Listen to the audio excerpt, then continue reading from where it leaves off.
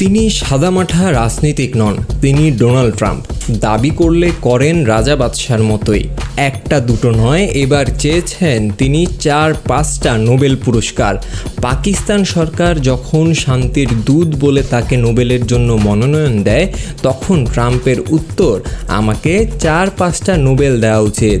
Donald ট্রাম্পের নামের পাশে বিতর্ক শব্দটা যেন চিরস্থায়ী সঙ্গী, কিন্তু এবার তিনি এসেছেন শান্তির প্যাকেজে।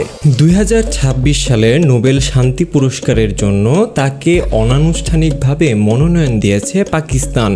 ইসলামাবাদ বলছে, ভারত পাকিস্তানের উত্তেজনা কমাতে ট্রাম্পের কৌশলগত ডিপ্লোমেসি কাজ করেছে ম্যাজিকের মতো।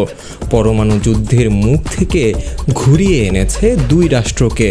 শুক্রবার নোবেল শান্তি পুরস্কার প্রসঙ্গে নোবেল কমিটির উদ্দেশ্যে ডোনাল্ড ট্রাম্প বলেন, রুয়ান্ডার জন্য একটা, সার্বিয়া কসোভোর জন্য একটা, আর ভারত পাকিস্তানের জন্য অন্তত 3বার নোবেল দেওয়া উচিত তাকে। ট্রাম্পের এই দাবির পেছনে যেমন রয়েছে একরাশ আত্মবিশ্বাস, তার চেয়েও বেশি রয়েছে তার আত্মপ্রশংসা।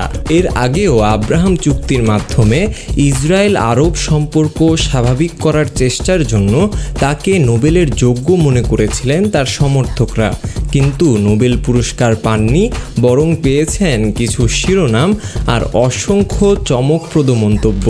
এবার তাই দাবি করে বসলেন, একবার দুইবার নয়, বরং 4 থেকে 5 বার শান্তিতে নোবেল পুরস্কার, যেন ট্রাম্প নামটা লেখা থাকে নোবেল লরিয়েট খেতাবের নিচে।